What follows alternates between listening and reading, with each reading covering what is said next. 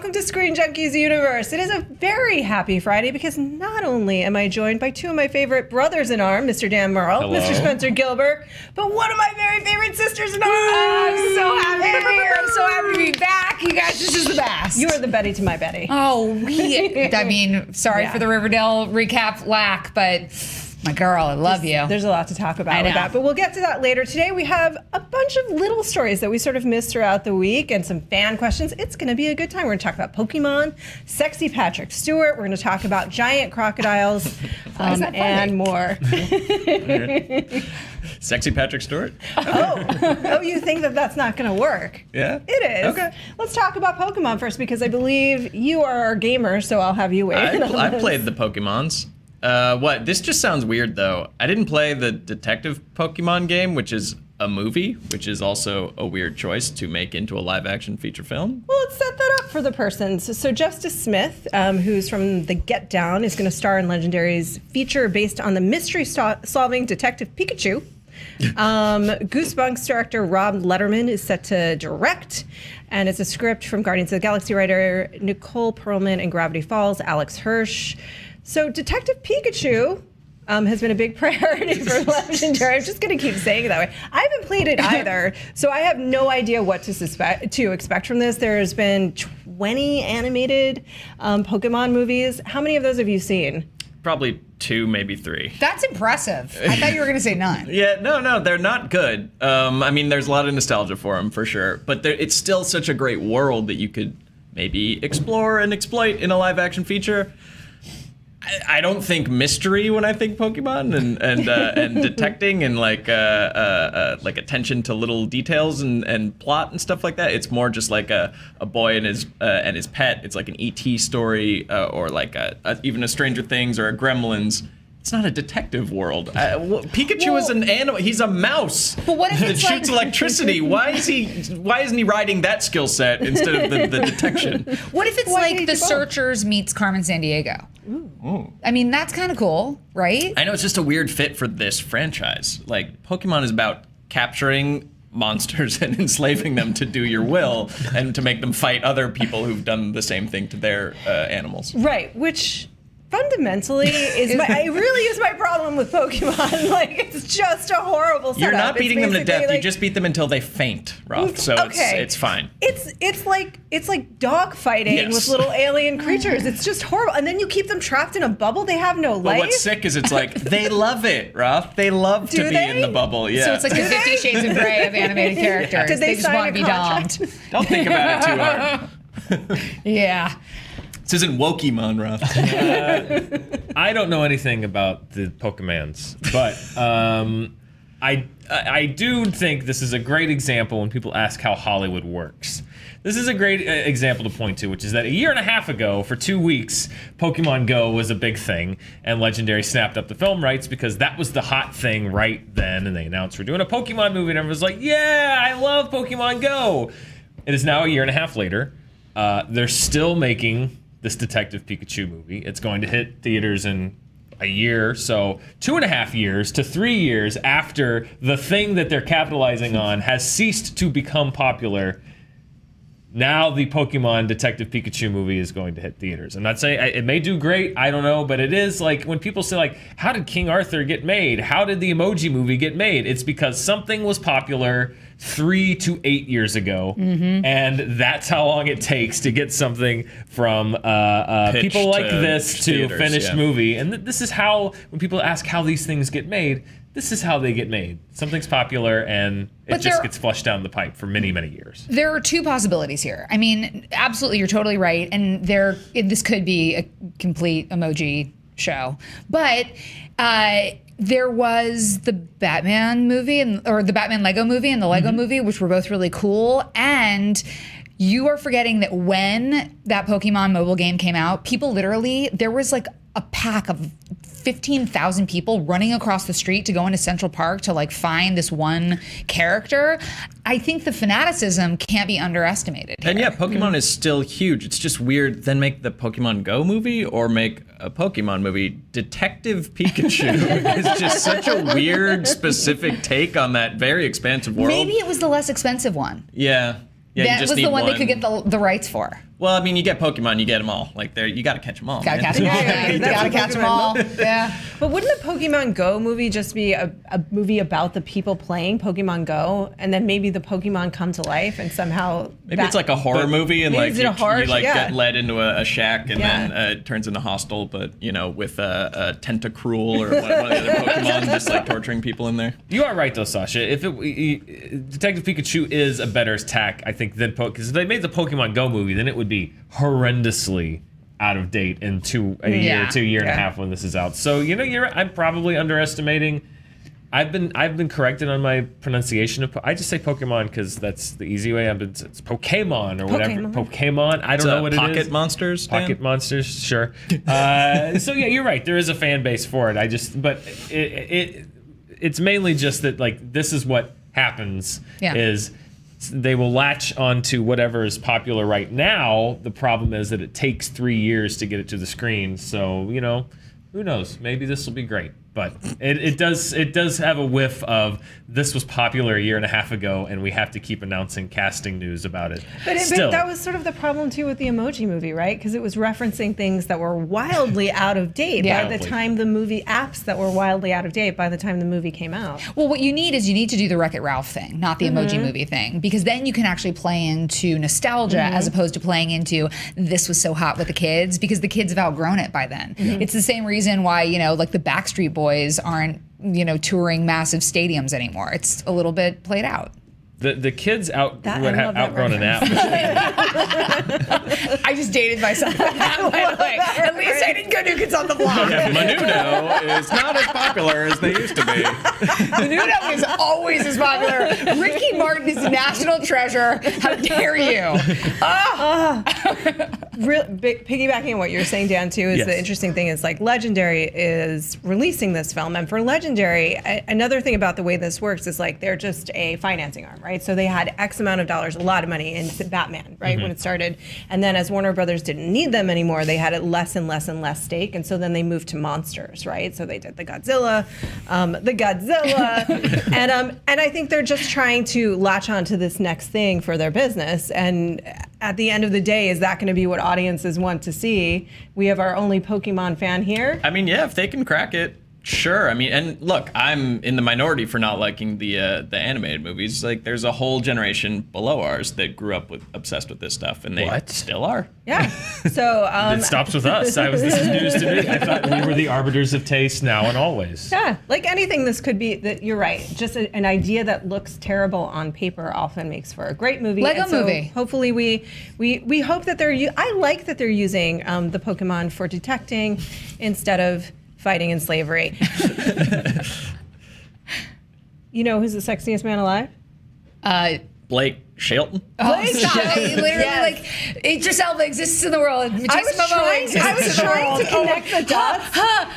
I'm going to take like the Rocky shower. I mean, it's so offensive. It's so. Is it? Yeah. Are you feeling this strongly about it? Yeah. Are you kidding me? It doesn't mean anything. It doesn't matter, though. I'm curious. No, it is. It does mean something. You know what it means? Because we're propagating that this is what sexy is. Sexy is doughy, white, flyover state guy. Well, sexuality exists on a spectrum. Some people like white bread. Some people like whole wheat. Sure, but white bread has dominated that cover forever, and I get it. They have to sell magazines. I found out about this, by the way, a week before it hit newsstands, and I have a friend who works at People, and I was like, please don't do this. Please change this. There are so many other options. Like, come on. And I understand that the person who is nominated has to accept, but I feel like in the world where Ricky Martin is out there living his life, he could be sexy, but She's seriously. doing a Menudo callback. I understood I am that. telling you. Just the wrong guy to ask. Jason Momoa, Idris Elba, how? Just give it back to Ryan Reynolds again so at least we can have fun. He's on the cover of Good Housekeeping. Why can't he be on the cover of People? Or give it to Patrick Stewart, who's just sexiest man ever. Okay, I just want to note two things really quickly. Is that I paused because I was trying to find the segue between the Pokemon dogfight and Sexiest Man Alive. And what I should have done is, do you have a dog in this fight? Because I do have a dog in this fight. I just didn't know anybody cared this passionately. I'm very excited. Do you Dan, have what's strong your take? Well, as a doughy white guy from a flyover state. That's true. That's legitimately true. Yeah, no, I obviously I don't have a horse in this race. Let me just say something, and we all know this. The only doughy TV fat person on this panel is yours truly. I stand up for you, normal-looking America. Listen, doughy and white is great. I'm just saying doughy and white has dominated, and I felt like it was time for something a little bit more interesting. Like, there are so many people, and when you have Molly's Game and Thor Ragnarok, or just give it to Chris Hemsworth. Give it to all the Hemsworths in one. Come on. I have to say, again, I have no horse in this race, but just objectively as a human being, if you were to put Blake Shelton and, as you said, having just seen Justice League, Jason Momoa next to each other, come on. Come on. Really? Maybe it's sexy because we've all just given up on our dreams this year, and it's like he's achievable. It's I couldn't date Jason Momoa. He's broken human. Blake Shelton, yeah, he'd take me behind the Circle K, if I we played could my go to cards the right. Waffle House. Gwen Stefani. I will say this though, our producer Max, who is a lovely gentleman, came in after seeing Justice League, and he was like, "What are our questions after Justice League?" He's like, "Mine is Jason Momoa single?" I honestly had no idea anyone cared. I will say though, in the past, that when Ryan Gosling did not get Sexiest Man Alive, and I'm trying to recall who did get it that year, there were actual protests. Yeah, well, there were actual protests. The reason he didn't get it is because he didn't want it. He turned it down. That's why. So you do have to accept it. So I understand that. But Jason Momoa, who before the show we were talking about Justice League, and I called him Aquaman, King of Wetness. I mean, there is literally no reason why he shouldn't have gotten it, because he would totally accept. He would totally accept. Again, I'm fascinated that this has turned into a heated debate. I'm excited because all I was going to say is that Ryan Reynolds, following the announcement, and Blake Shelton and he was very humble about it. He was sort of self-deprecating. And he's a lovely man. I just feel like... Yeah, but like you said, isn't he married to Gwen Stefani? He's with Gwen Stefani. I don't think they're married. But that doesn't make... Just because you're married doesn't mean it can't be sexy. Hello. Well, sure, but I feel like that'd be kind of a dick move to accept Sexiest Man Alive. That's just inviting problems in. If I were approached, I would turn it down. As a married man, I just feel like that would just cause some... That's a very interesting take. Let's explore that. Why? I mean, I feel like fidelity is fidelity. If you're faithful, you're faithful. It shouldn't matter. Well, yeah, but being sexy. yes, I will accept it in private. Yes, if they want it in a secret ceremony, award me the Sexiest Man Alive. But to put myself out on a magazine cover as that, because you feel like then ladies would pursue you? Yeah, that's just I would love for my girlfriend to be able to point at me on a magazine cover that says "Sexiest Man Alive." It's putting a big target on your junk, and I'd be like, "I'm hers." Isn't that? Welcome to Fan Friday. Isn't that? I mean, I love this discussion because then isn't that up to you at that point to turn it? I mean, my boyfriend's a musician. He has played shows. There were some things on some social medias written that this myself was not comfortable with. Oh. However, to him, what I'm saying is he's a person that was thought of as he's a very attractive person. I don't know why he's with me either. Oh, stop. But my point is it's up to me to have faith in him the way that I expect that he has faith in me, and we are faithful to each other. That's what other people's perceptions are. Although you're saying it would just be challenging, it would just invite a lot of the weirdest SJU ever. Yeah, a lot of unwanted attention. I guess what it boils down to is something I don't always live up to, but to me, what's sexy? Humility. And being you're right, I'm the sexiest man alive, kind of is self-defeating to me. The person who accepts that and is yeah, put me out because I'm the sexiest, well, is not the sexiest. He didn't publish the article. People did it, but I get that. You're I think it's a solid, interesting point. You're right. If you're in a relationship, part of the deal is to not open doors. I've had this conversation in relationships. Part of the deal is to be very clear and not open doors that could lead to a place that would hurt either person. But I think that's a solid point. But this whole thing, I think, is about fantasy. That's the reason why I feel like Blake Shelton and his attainability sort of it defeats the purpose, because nobody's going to actually date these people, right? These are celebrities. These are superstars. Somebody's going to date them, but it's probably going to be like the Angelina Jolies of the world. And the Gwen Stefani. Yeah, totally. I just feel like if you have one of the biggest magazines with journalism failing the way it is, People Magazine has a huge platform, and I know that they want to make If we're money. pinning our hopes on People Magazine to save journalism, we're already far gone. They're already doing it. Like, they're the reason that, like, a lot of that whole, I think it's Time News, is, like, still afloat. Like, they are the people who make Entertainment Weekly possible because they make so much money off of their ad revenue that Entertainment Weekly can still exist. Like, look at the size of People versus the size of Entertainment Weekly. And Entertainment Weekly's content is better, but People is what people want to read. I just feel like you have a platform. Give it to some huge K-pop star that we haven't heard of yet. Give it to, like, some, you know, Argentinian soccer player. Give it to, like, somebody. Come on, man. There's diversity in the world. Celebrate it. Yeah. Plus, we all know Solid- that if any also a solid magazine, point. if any magazine is saving journalism, it's Teen Vogue. That's completely true. That is the world that we live in. That's the actual truth. Lauren Ducka is the She bomb. is amazing. I love her. She's amazing. If you need somebody to follow on Twitter, make it be Lauren Ducka. Yeah. She's Way better than fantastic. YM when I I used think to we read need. it. Let's just do a quick. We're not worthy. Yeah. You're absolutely right. I mean, it's who would have thunk it, but there it is. I would have thought you would be a sassy girl. I know, right? That wasn't cool enough. It was only what I could steal from the other girls on the bus. You know how it is. And your, first and your period. skeleton costume, as we've established. We've decided that Spencer is an '80s movie villain. No, come on. I on. love Rex Hunters. Oh, you're the best. I was going to talk about how Deadpool himself thought that Patrick Stewart should be the sexiest man in life. This is after he and Mr. Wolverine himself were giving each other a bunch of crap because they've been the sexiest men alive. And they said, here's what Ryan Reynolds said in a tweet. He put Hugh Jackman's face on his People cover. Said, you're both just speed bumps on the road to Sir Patrick Stewart. Out of the way. Out of the way, kid. How do you feel about that one, Patrick Stewart? Oh, no. Haven't you seen what he tweeted today? No. Oh, Patrick Stewart won Twitter today with a tweet of himself in a zip-up leather vest and some, like, pleated chinos with his arms, his very, very well-defined, muscular, Old man ripped-up strength. arms. Old man Well, strength. this is also, I do believe, like a 1994 Captain Picard era. TV guide. I mean, look at that. That sells magazines right there. buying it. Yeah, Patrick Stewart, are you kidding me? Captain Picard?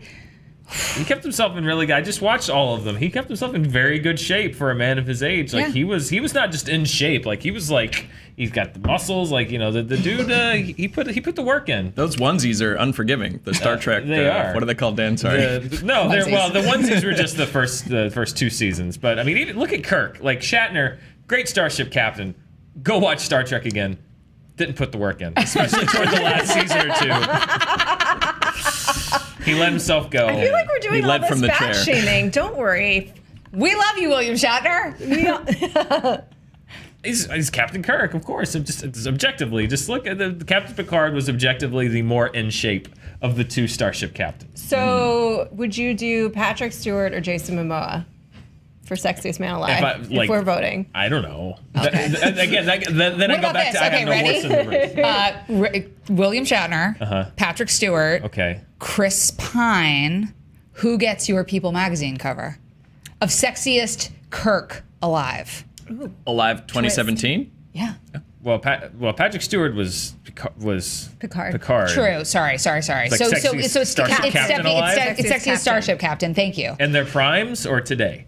Have you seen Patrick Stewart's dog rescuing videos on Twitter? He is still extremely sexy.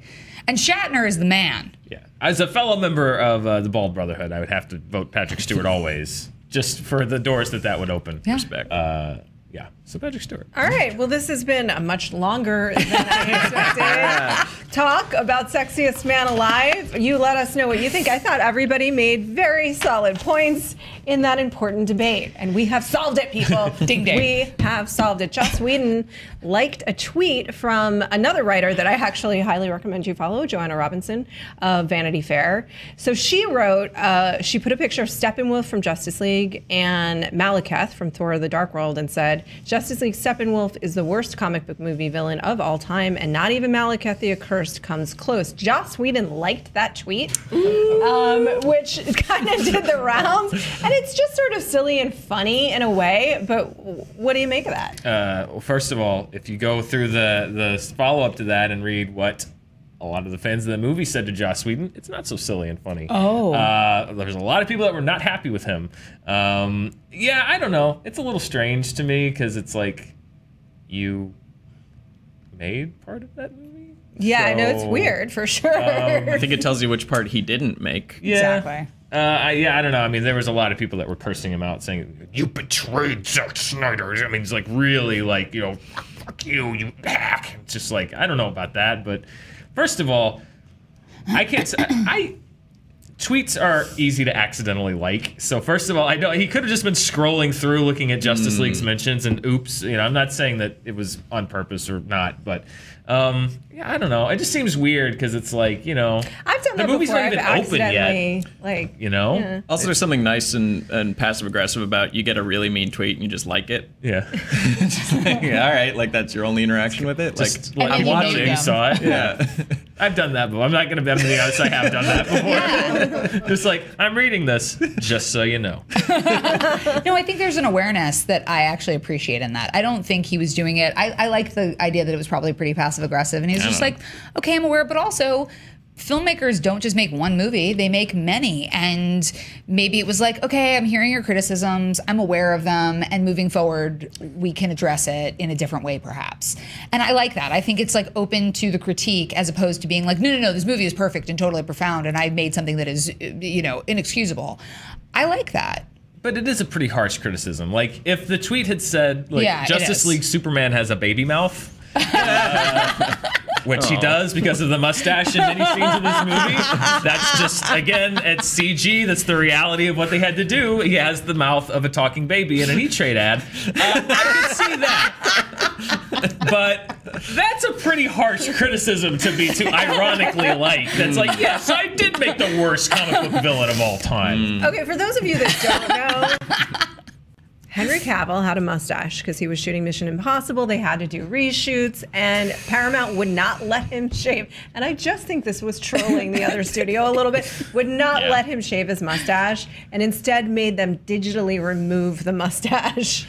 And They didn't have you the can kind time. of tell. They didn't have the time required to do it as effectively as I think perhaps everyone would have. But here's the thing, I'm looking at your shirt covered in velociraptors, Jurassic Park underneath, and I'm like, they made dinosaurs come back to life, and they can't make a mouth look workable. I thought you were going to say that I was a man-child, which is also true. I talk about comic book superhero movies for a living. No, I'm just like, how could you not do that? Like, we've gone to worlds beyond our own, and we can't make a mouth work think like it's a the normal time. human I mouth. think it was the time. Yeah, time. They were rushed. Sure. Yeah, they were really rushed on all of it.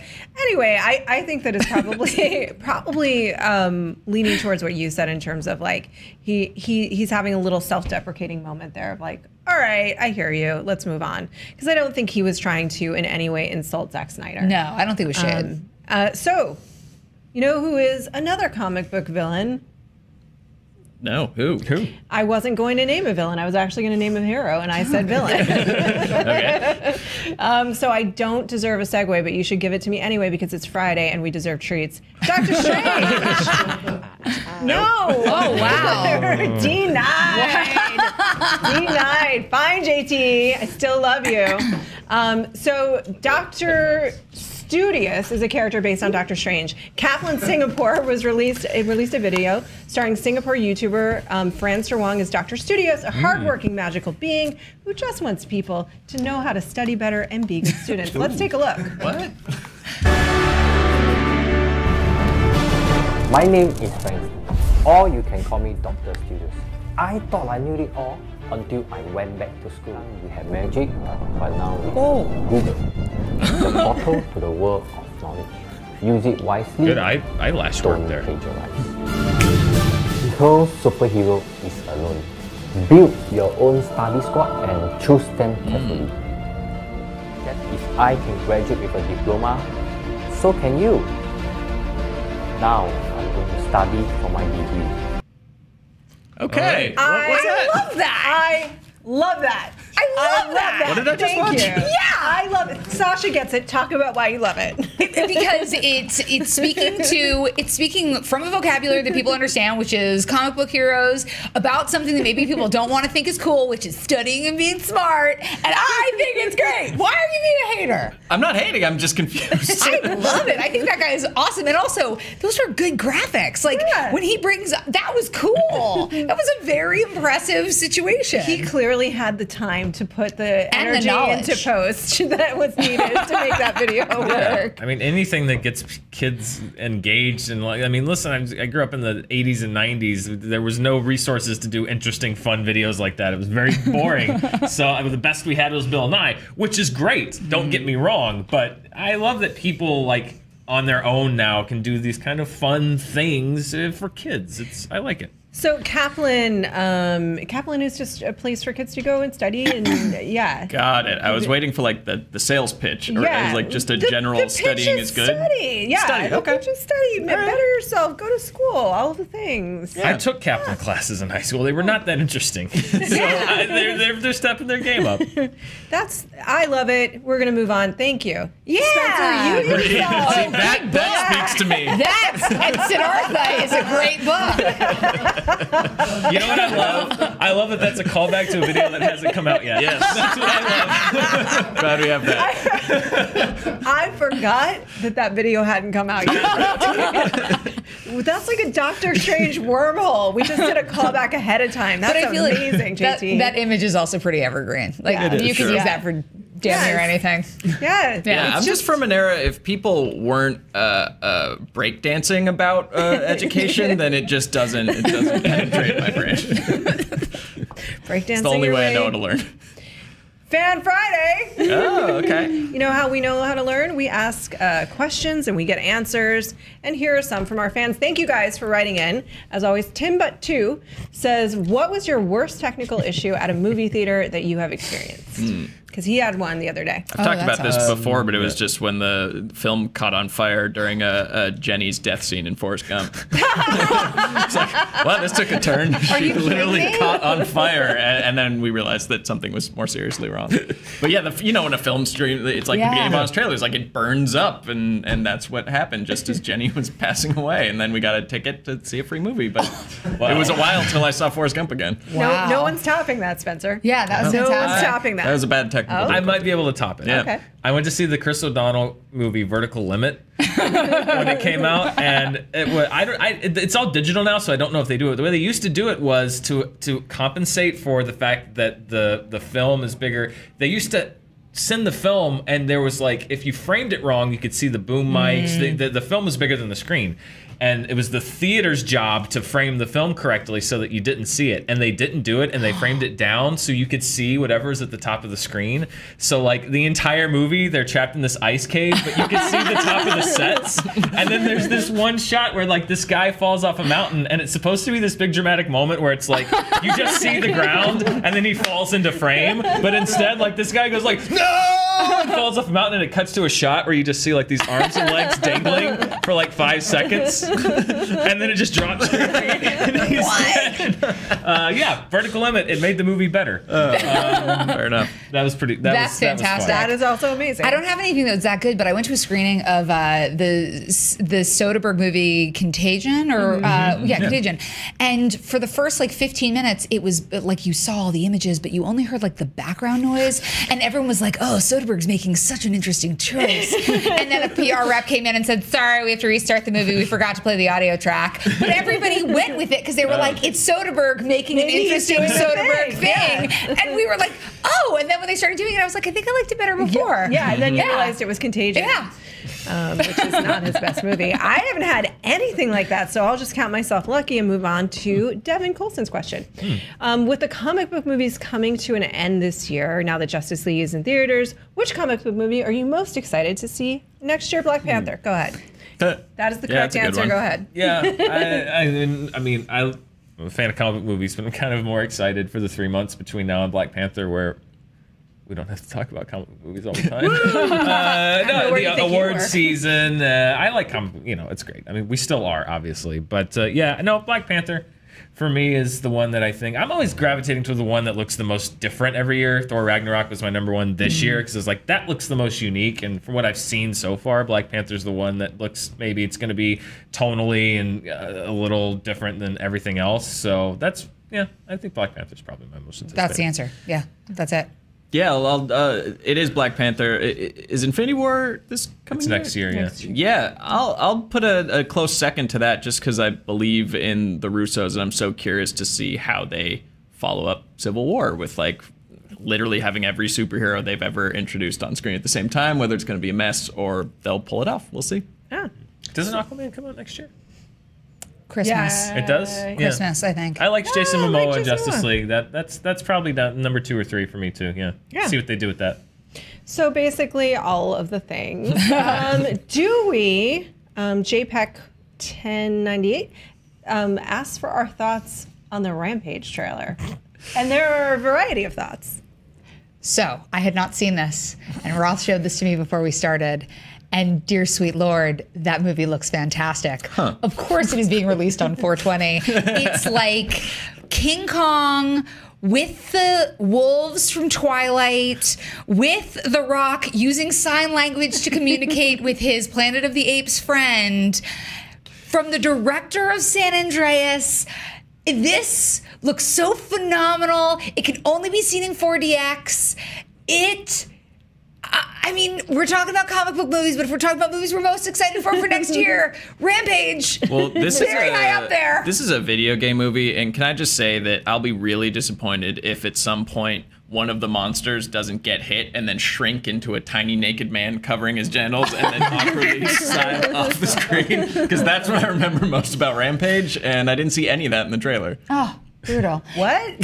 You know what I will say did bother me about the trailer, though, is the monkey touches this like intergalactic cube and then becomes a bigger, scarier, stronger monkey. But then later on, The Rock. I mean, it's already a gorilla. Yeah. Which is like, can kill Pretty you. big. Pretty easily. But he's a sweet albino gorilla who He knows is, sign language. and I love him. But then The Rock touches the exact same thing, and he doesn't grow into a bigger, scarier, more violent version of The Rock. And I As was far really as you hoping know. that would happen. Yeah. Yeah. That looks like it's either going to be the best worst or just flat out the worst movie next year. We'll see. Hopefully a little bit of both. I'm with Sasha, and unless she is literally in the process of giving birth to her No, child. baby will already be born. Baby's born. All right, Baby's first movie. Yeah, seriously. Here you go. It'll be like Simba. Ha, say, just toward The Rock and Rampage. Yeah. I can't wait. Woo! Baby will be like a month old. It's 420. Mom's going to be like, oh, this breast milk's getting dumped. Come on, let's go to Rampage. Nice. I can't wait. That just became my most anticipated movie experience of all time. I'm telling you, this is a very exciting film. I saw Triple X next to Sasha, and I can tell you for a fact, the last one, there's no way to see any of these movies without Sasha. Like, that is what is going to make the experience. Thank you. Bradley Burnett asked, with the rumored, okay, so this is, I'm going to caveat this about 15,000 times. Don't at her, bro. This is a rumor, it's a rumor, it's a rumor. What is it? It's a rumor. It's a rumor. It's 100% just a rumor. This is not announced. This is a rumor from 2 different reporters. With the rumored end of Batfleck and the rumor that Jake Gyllenhaal will take over, what sounds better, Bat Jake or Bat? Bat Jake.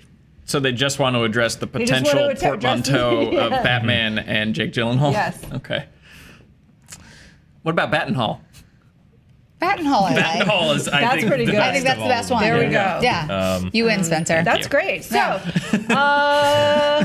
Hamlet would Halsey. tell Affleck to make a decision at this point. it's I'm the tired of most- this saga. It is the most amazing will they or won't they of Ben Affleck and Batman. They just can't decide if they want to be together. They really can't. I literally told Roth earlier this week that if we have to do another story about whether or not Ben Affleck is going to be Batman, I'm just going to jump off the building. Please don't. Just to escape the story. So I can't. I like to pitch. I think I saw it on Twitter somewhere of Michael Keaton playing old man Bruce Wayne mentoring the next I Batman. love that. Yeah.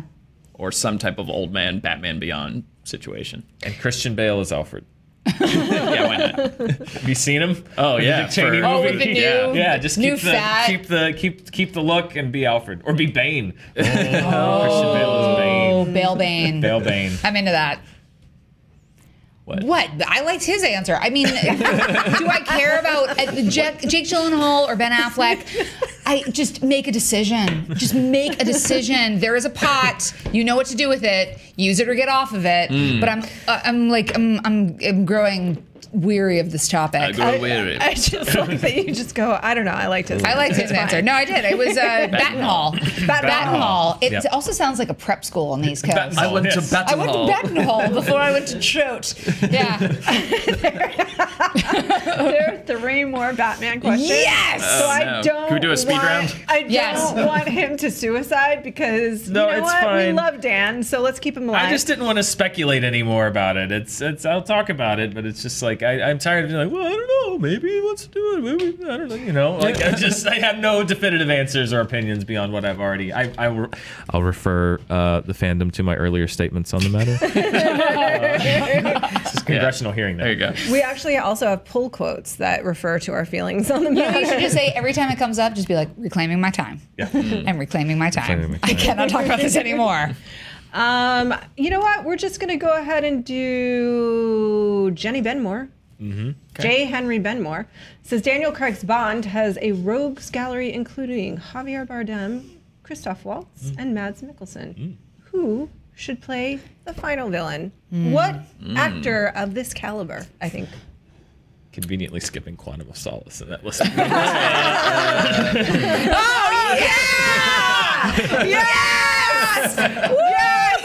Yes, JT! Yes! That's the answer, right? I mean, Can't beat that. Yes! Yes. Or him and Travolta, and it's a Could they? Triple face-off. Would they? A 3-way face-off? 3-way face off? Oh my God, you don't know who's who the entire time. I like I it. mean, you have to think the technology would have advanced by now to allow that to happen. I mean, they Yeah, had it down in 96. Absolutely. And then when Craig is replaced, it's because the technology wouldn't allow him to revert back to normal Daniel Craig, so he had to choose a new face. Yeah, Nick Cage's face, yeah. I'm Bond. James Bond! We have solved it. Let the martini shaken, not stirred.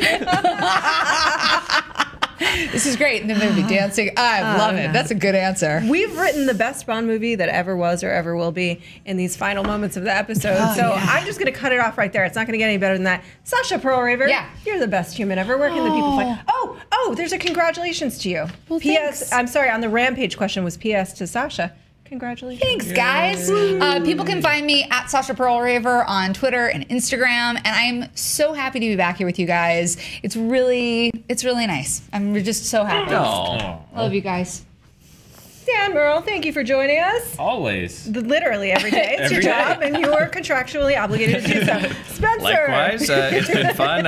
Yeah, like we said, that Nick Cage poster will make more sense because we taped a video earlier that will air over the weekend that will introduce that, but it's already been introduced, so we've created a paradox. Let's just reboot SJU. Let's just start over. I gotta say that I think the pre-tape videos that we did are even weirder Yes. than our normal SJUs. It was a long day. It was a really long day, and I'm gonna own that one. I made it real weird. I made it weird. So look forward to that this weekend. You're gonna get some interesting suggestions for Or gifts. no, Thanksgiving. Ooh. Part of Oh, it's wait. this weekend, part of it's This one is- Thanksgiving. Oh, crap. This one is have a good weekend. Have a good weekend. Bye. This is what happens. Every day.